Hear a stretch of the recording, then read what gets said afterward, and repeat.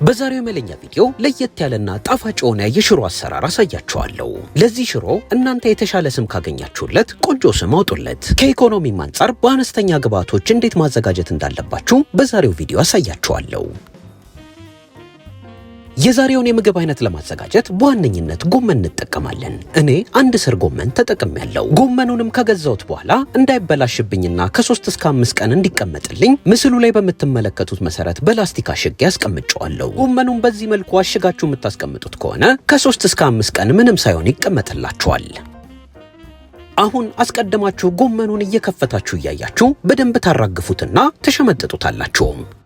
ጎመኑንም በዚህ መልኩ እየገለጠን የምናይበት ምክንያት ትል እንዲሁም ሌሎች ነፍሳት ካሉት ለማራገፍና ለመለየት እንዲመቸን ነው። እዚህ ጋር ቅጠሉን ከግንዱ ከለያችሁ በኋላ ግንዱን መጣል አይጠበቅባችሁም። ሌሎች የምግብ አይነቶችን ስታዘጋጁ መጠቀም ትችላላችሁ። ጎመኑን በምትሸመጥጡበት ወቅት ላዩ ላይ የተበላሸ ቀለሙን የቀየረ እንዲሁም የተቃጠለ ጎመን ካለ የምግቡን ጣዕም ሊያበላሽባችሁ ስለሚችል ፈጽሞ ማስገባት የለባችሁም። ያበሻ ጎመኑን ሸምጥጣችሁ ካዘጋጃችሁት በኋላ ቀዝቃዛ ውሃ በመጠቀም እያንዳንዱን ቅጠል ውሃውን እየቀያየራችሁ በተደጋጋሚ ታጥቡታላችሁ። ከጎመኑ የተራገፈ ቆሻሻ ጠረጴዛችሁን ካበላሸባችሁ ልክ ምስሉ ላይ በምትመለከቱት መሰረት በሚገባ ታጸዱና እርጥብ ፎጣ አንጥፋችሁ መክተፊያችሁን ከላይ ታዘጋጃላችሁ። እርጥብ ፎጣውን ከስር ያደረኩበት ምክንያት መክተፊያው እንዳይወላወልብኝ ነው። ጎመኑ በንጹህ ውሃ በተደጋጋሚ ከታጠበ በኋላ ይህንን ይመስላል። አሁን ለጎመኑ የሚሆነንን ግብአት እንከትፋለን። ጎመኑ ቆንጆ ጣዕም እንዲኖረውና የማቃጠል ይዘት እንዲኖረው የሚጥሚጣ ቃሪያ እንጠቀማለን። ለሽሮ ማሳመሪያና ትንሽ ሽሮ የማቃጠል ይዘት እንዲኖረው ደግሞ ቀይና አረንጓዴ ቃሪያ ተጠቅሜያለሁ። ለሽሮ ማሳመሪያነት የምትጠቀሙትን ቃሪያ በቁመቱ ወፈር ወፈር አድርጋችሁ ትከትፋላችሁ። ለጎመኑ የምትጨምሩትን የሚጥሚጣ ቃሪያ ደግሞ ከነፍሬው አድቅቃችሁ ትከትፋላችሁ። የሚጥሚጣ ቃሪያውን ከነፍሬው የምንከትፍበት ምክንያት የማቃጠል ይዘቱ በጣም ከፍ እንዲልልን ነው። የሚጥሚጣ ቃሪያ የመክተፍ ልምዱ ከሌላችሁ ጓንት መጠቀም ይኖርባችኋል። የቃሪያ ግብአቶቹ ቆንጆ ሆነው ከተከተፉ በኋላ ይህንን ይመስላል። አሁን ደግሞ ጎመኑን ትከትፋላችሁ። ጎመኑን ለመክተፍ ልክ ምስሉ ላይ በምትመለከቱት መሰረት የምትፈልጉትን ያህል ትቀንሱና በደንብ ወጥር አድርጋችሁ ጠቅለላችሁት ስል የሆነ ቢላ በመጠቀም አድቅቃችሁ ትከትፋላችሁ። አንዴ ጠቅለላችሁ በቀጭኑ ከከተፋችሁት በኋላ አዙራችሁ ደግሞ አድቅቃችሁ መክተፍ ትችላላችሁ። የመክተፍ ልምዱ ከሌላችሁ የሽንኩርት መፍጫ መጠቀም ትችላላችሁ። የሽንኩርት መፍጫ በደቂቃዎች ውስጥ ድቅቅ አድርጎ ይከትፍላችኋል። ጎመኑ በቆንጆ መልኩ ደቆ ከተከተፈ በኋላ ይህንን ይመስላል።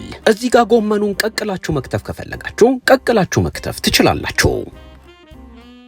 ሁልጊዜም ቢሆን በየቤታችሁ ምግብ ስታበስሉ ያበሰላችሁበትን ዕቃና የምታበስሉበትን ጠረጴዛ ቶሎ ቶሎ ከስር ማጽዳት እንዳዘነጉ። ከስር በዚህ መልኩ ካጸዳችሁት በኋላ ላይ ስራ ይቀንስላችኋል።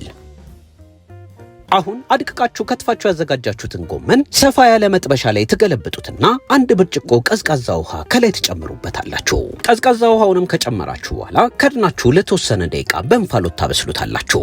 ጎመኑ እስኪበስል ድረስ ሽሮውን እናዘጋጃለን። የዛሬውን ሽሮ ለማዘጋጀት ምንም አይነት ቀይ ሽንኩርት አንጠቀምም። ሰፋ ያለ መጥበሻ ላይ 2 የሾርባ ማንኪያ ዘይት ሞቅ ታደርጋላችሁ። ዘይቱ በመካከለኛ የሙቀት መጠን ሞቅ ካለላችሁ በኋላ ግማሽ የሾርባ ማንኪያ ላም ተደርጎ የተፈጨ ነጭ ሽንኩርት ትጨምራላችሁ። ነጭ ሽንኩርቱ ለሽሮ ልዩ የሆነ ጣዕም ስለሚሰጠው ነጭ ሽንኩርቱን ብትጨምሩበት እመክራችኋለሁ። ነጭ ሽንኩርቱን ዘይቱ ላይ ከጨመራችሁ በኋላ እንዳያረባችሁ የምድጃችሁ የሙቀት መጠን እዛው መካከለኛ ላይ እንዳለ ሞቅ ታደርጉታላችሁ። የተጠበሰ ነጭ ሽንኩርት ለሽሮ ቆንጆ ጣዕም ይሰጥላችኋል። የምታዘጋጁበት ማማሰያ እንዲሁም ጠረጴዛ እንዳይበላሽባችሁ ሁልጊዜ እንደምናደርገው የሻይ ብርጭቆ ማሳረፊያ ላይ ማማሰያችሁን እያሳረፋችሁ ማዘጋጀት ትችላላችሁ። አሁን 700 ሚሊ ሊትር ውሃ ከላይ ተጨምሮና በደንብ ታንተከትኩታላችሁ። የዛሬውን የምግብ አይነት ለማዘጋጀት የመለኛን የሽምብራ ምጥን ሽሮ እንጠቀማለን። ይህን የመለኛ የሽምብራ ምጥን ሽሮ ጨምሮ የተለያዩ ግብአቶችን ማዘዝ ለምትፈልጉ የመለኛ ተከታታዮች የመለኛ ኢንስታግራም ገጽ ላይ መልእክት በመላክ ማዘዝ ትችላላችሁ። አሁን ውሃው ከፈላላችሁ በኋላ 2 የሾርባ ማንኪያ ምጥን ሽሮ ከላይ ትጨምራላችሁ። ሽሮውን የፈላ ውሃው ስትጨምሩ ሊገነፍልባችሁ ስለሚችል እሳቱን ሙሉ ለሙሉ ማጥፋት ካልሆነ ደግሞ መጥበሻውን ከእሳቱ አወርዳችሁ ሽሮውን መጨመር ይኖርባችኋል።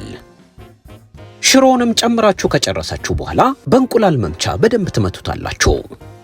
ሽሮ በማማሰያ የመምታት ልምዱ ካላችሁ እዚህ ጋር የእንቁላል መምቻውን መጠቀም አይጠበቅባችሁም።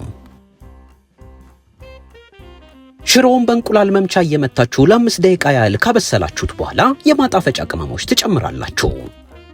ግማሽ የሻይ ማንኪያ የሮዝመሪ ዱቄትና ግማሽ የሻይ ማንኪያ የበሶ ብላ ዱቄት ተጠቅሜያለሁ። ሁለቱንም የቅመም አሰራሮች መማር ከፈለጋችሁ ሩቅ ሳትሄዱ እዚሁ ገጻችን ላይ መማር ትችላላችሁ። የጨመራችሁት የበሶ ብላ ቅመም ለምታዘጋጁት ሽሮ ልዩ የሆነ ጣዕም ይሰጥላችኋል። ቅመሞቹን ጨምራችሁ በደንብ ከቀላቀላችሁ በኋላ 1 የሻይ ማንኪያ ተጨማሪ ነጭ ሽንኩርት ከላይ ትጨምራላችሁ። ነጭ ሽንኩርት የማትወዱ ከሆነ እዚህ ጋር ነጭ ሽንኩርቱን አለመጨመር ትችላላችሁ። ተጨማሪ ነጭ ሽንኩርቱን ከጨመራችሁ በኋላ ከድናችሁ በደንብ ታንተከትኩታላችሁ። በመቀጠል ትንሽ ኮረሪማ ከላይ ትነሰንሱበታላችሁ። ኮረሪማውንም ከጨመራችሁ በኋላ የምትፈልጉትን ያህል ጨው ከላይ ትጨምሩና የመለኛን የተነጠረ ለጋ ቅቤ ታስገባላችሁ። ይህን የምግብ አይነት በጾም ወቅት የምታዘጋጁት ከሆነ ያለ ቅቤም ማዘጋጀት ትችላላችሁ። ቅቤን ባትጨምሩበትም ቆንጆ ጣዕም ታገኛላችሁ። ሽሮ ላይ የምትፈልጉትን ያህል ቅቤ ከጨመራችሁ በኋላ ከድናችሁ ለ3 ደቂቃ ያህል ታንተከትኩታላችሁ። በቆንጆ መልኩ የበሰለ ሽሮ ይህንን ይመስላል። አሁን ሽሮ ትንሽ የማቃጠል ይዘት እንዲኖረው ከላይ ከትፋችሁ ያዘጋጃችሁትን ቃሪያ ትጨምሩበታላችሁ። አሁን ሽሮአችን ዝግጁ ሆኗል። ወደ ጎመኑ ስንመለስ ጎመኑ ውሃውን እየጨረሰ ይገኛል። ጎመኑ ሳይበስል ውሃውን ከጨረሰባችሁ ተጨማሪ የፈላ ውሃ እየጨመራችሁ ማብሰል ትችላላችሁ። ጎመኑን ስታኝኩት በጣም እንደ ማስቲካ ቀጭ የሚል ከሆነ ስላልበሰለ ተጨማሪ ውሃ እየጨመራችሁ አብስሉት። ጎመኑ ሙሉ ለሙሉ ውሃውን ከጨረሰ በኋላ እንዲሁም መሃል ላይ የሚገኘውን እንፋሎት እያማሰላችሁ ካወጣችሁ በኋላ የምድጃችሁን የሙቀት መጠን መካከለኛ ላይ አድርጋችሁ 3 የሾርባ ማንኪያ የምግብ ዘይት ከላይ ትጨምራላችሁ። የምግብ ዘይቱን ከላይ ከጨመራችሁ በኋላ ቶሎ ቶሎ ትጠብሱታላችሁ። ጎመኑ ለተወሰነ ደቂቃ ተጠብሶ ቀለሙን መቀየር ሲጀምር 1 የሾርባ ማንኪያ ላም ተደርጎ የተፈጨ ነጭ ሽንኩርት ከላይ ትጨምራላችሁ። ጎመን ያለ ነጭ ሽንኩርት ቅጠል ስለሚል ነጭ ሽንኩርቱን ሳሰስቱ መጨመር ይኖርባችኋል።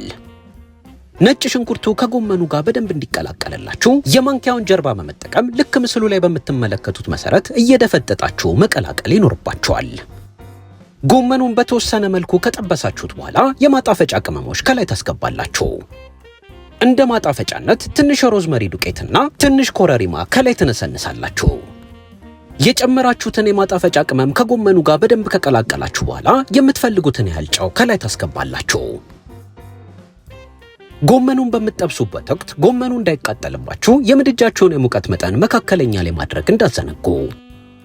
አሁን እንደ አማራጭ ግማሽ የሾርባ ማንኪያ የመለኛን የተነጠረ ለጋ ቅቤ ከላይ ትጨምራላችሁ። ቅቤው ለጎመኑ ለየት ያለ ጣዕም ስለሚሰጥላችሁ እዚህ ጋር ቅቤውን ብትጨምሩ ትመክራችኋለሁ። ቅቤውን ጨምራችሁ ከጎመኑ ጋር በሚገባ ከቀላቀላችሁት በኋላ ከትፋችሁ ያዘጋጃችሁትን የሚጥሚጣ ቃሪያና የመለኛን ሚጥሚጣ ከላይ ትነሰንሳላችሁ። ቀደም እንደነገርኳችሁ ይህን ሚጥሚጣና ሌሎች የመለኛ ግብአቶችን ማዘዝ ከፈለጋችሁ የመለኛ ኢንስታግራም ገጽ ላይ መልእክት በመላክ ማዘዝ ትችላላችሁ። ጎመኑ ከበሰለ በኋላ ይህንን ይመስላል። የበለጠ ቃጠል እንዲያረግ ከፈለጋችሁ ተጨማሪ ሚጥሚጣ ማድረግ ትችላላችሁ። ጎመኑም ሽሮም ዝግጁ ስለሆነ እንዴት አሳምራችሁ ማቅረብ እንዳለባችሁ ደግሞ አሳያችኋለሁ። ምስሉ ላይ በምትመለከቱት መሰረት የመሃል ቁርጥ እንጀራ እየዘረጋችሁ በእኩል ልኬት በቢላ ትቆርጣላችሁ። የምትቆርጡት እንጀራ እንደ ሳህናችሁ ወይም እንደ ትሪያችሁ ልኬት ይወሰናል። የዛሬውን የምግብ አይነት ለየት አድርጋችሁ በዚህ መልኩ ማቅረብ ካልፈለጋችሁ ሳህን ላይ እንጀራ ዘርግታችሁ ሁለቱንም ለየብቻ አቅርባችሁ መመገብ ትችላላችሁ። ለየት አድርጋችሁና አሳምራችሁ ማቅረብ ከፈለጋችሁ ደግሞ በማሳያችሁ መሰረት ማቅረብ ትችላላችሁ። እንጀራውን በኩል ልኬት አሳምራችሁ ከቆረጣችሁ በኋላ አንድ እንጀራ ከስር ታነጥፋላችሁ። ያነጠፋችሁት እንጀራ ላይ የተወሰነ ጎመን ትጨምሩበታላችሁ። ጎመኑን ከፈለጋችሁ ሞላ አድርጋችሁ ወደ ላይ መጨመር ትችላላችሁ። ጎመኑንም ከጨመራችሁ በኋላ ያዘጋጃችሁትን ሽሮ ከላይ ታደርጉበታላችሁ። ሽሮ ሲቀርብ መዝረክረክ ስለሌለበት ከእንጀራው አልፎ መውጣት የለበትም። ሽሮውንም ከላይ ከጨመራችሁ በኋላ መልሳችሁ እንጀራ ታለብሱትና ሂደቱን ሽሮ እስኪያልቅ ወይም ጎመኑ እስኪያልቅ ድረስ ትከተላላችሁ። ባሳያችሁ መሰረት እየደራረባችሁ ካቀረባችሁ በኋላ ከላይ ሲታይ እንዲያምርና ትንሽ የማቃጠል ይዘት እንዲኖረው ከትፋችሁ ያዘጋጃችሁትን ቃሪያ ትሰቁበታላችሁ። አሁን ምግባችን ዝግጁ ሆኗል። ከተጨማሪ ቁርጥ እንጀራ ጋር አብራችሁ ማቅረብ ይኖርባችኋል። የዛሬው የምግብ አይነት ተመችቷችሁ እዚህ ድረስ ከተከታተላችሁት የት አካባቢ ሆናችሁ እንደምትመለከቱን አስተያየት መጻፊያው ላይ ጻፉልን። ይህን የሽሮ አይነት ቀለል ያለ ምሳ ወይም እራት ስታስቡ አዘጋጅታችሁ እንደምትሞክሩት እንገምታለን። የዛሬውን የመለኛ ቪዲዮ ስለተከታተላችሁ ከልብ እናመሰግናለን።